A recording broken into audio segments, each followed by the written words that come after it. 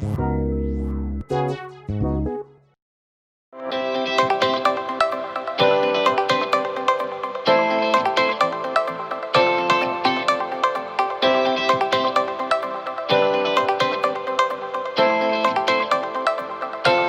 abbiamo presentato il progetto pluriirigo a Colceresa, che è stato finanziato recentemente dal Ministero dell'Agricoltura, ed è un progetto che prevede un investimento di 12 milioni di euro che andrà a trasformare l'irrigazione su 930 ettari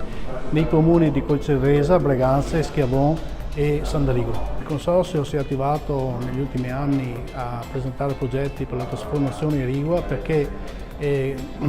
sempre più mancanza d'acqua per soddisfare le esigenze dell'agricoltura moderna e quindi dà la possibilità anche al territorio di poter affrontare delle culture diverse che una volta non erano in atto. Mi riferisco soprattutto alle culture specializzate che ci sono in queste zone, che sono gli asparagi, che è il vigneto, che sono i broccoli di Bassano, che sono le ciliegie di Marostica e anche tante culture orticole che non avrebbero senso, che non avrebbero possibilità di essere coltivate se non ci fosse la trasformazione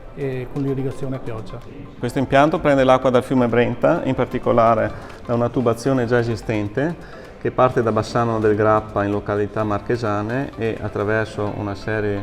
di centrali già realizzate arriva fino a Pianezze. Quindi partiamo da qui. Da qui verrà realizzata una tubazione del diametro di 2 metri in cemento armato che attraverso questo percorso raggiungerà il comune di Colceresa, dove verrà realizzata la centrale di pompaggio. Dalla centrale di pompaggio partirà una condotta principale che è questa in colore rosso, che poi ha varie diramazioni, che sostanzialmente ha un percorso da nord verso sud e che attraversa questo territorio. In sostanza i comuni interessati sono una parte dell'ex frazione Molvena e di frazione Mason, oggi comune di Colceresa.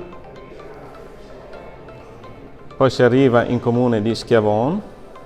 e infine in comune di Sandrigo. C'è anche una piccola parte di Breganze. L'importanza di questo impianto è che è a favore di un'area di circa 900 ettari con sistemi moderni di irrigazione, un'agricoltura quindi di precisione tramite l'acqua, e oltre al vantaggio di portare l'acqua a queste utenze, che sono numerose, si potrà in un secondo momento realizzare altri stralci a favore sia della pianura, e sono già previsti dei lotti, sia diciamo in questa parte sud-ovest, sia nella parte sud-est, sia nella parte più a ovest, e anche per la zona collinare, dove l'acqua è molto attesa perché oggi non c'è disponibilità idrica locale. Un ulteriore notevole vantaggio di questo impianto è il risparmio d'acqua, perché rispetto ai consumi attuali dei sistemi tradizionali si passa da 2 litri al secondo per ettaro a 0,6 litri al secondo per ettaro, quindi un notevole risparmio dell'acqua a favore dell'ambiente. Indubbiamente i cambiamenti climatici la fanno da padrone, perché abbiamo visto cosa sta succedendo negli ultimi anni: siccità sempre più intense e prolungate nel tempo e piovosità concentrate in un periodo molto ristretto. Allora, da una parte il Consorzio Bonifica si deve attivare per smaltire l'acqua in eccesso quando ne viene troppa, e deve attivarsi dall'altra parte a riuscire a trattenere l'acqua e a distribuirla alle campagne quando questa scarseggia. Per questi aspetti il Consorzio è costretto sempre di più a pensare a nuovi impianti, alla trasformazione irrigua e quindi a costruire nuovi impianti a pioggia e se possibile riuscire anche a fare degli invasi, trattenere l'acqua quando è in eccesso.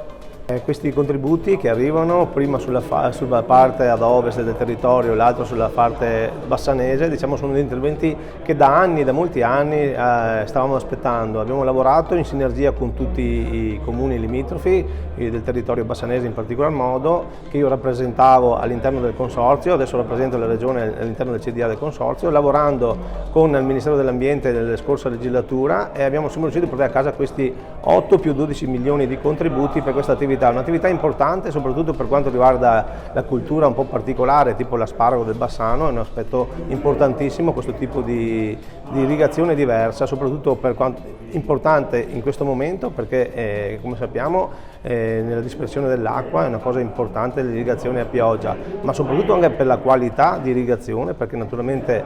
l'acqua a contatto con l'aria si va a rigenerare e abbiamo una coltura naturalmente migliore e con una priorità soprattutto del non inquinamento dell'acqua stessa.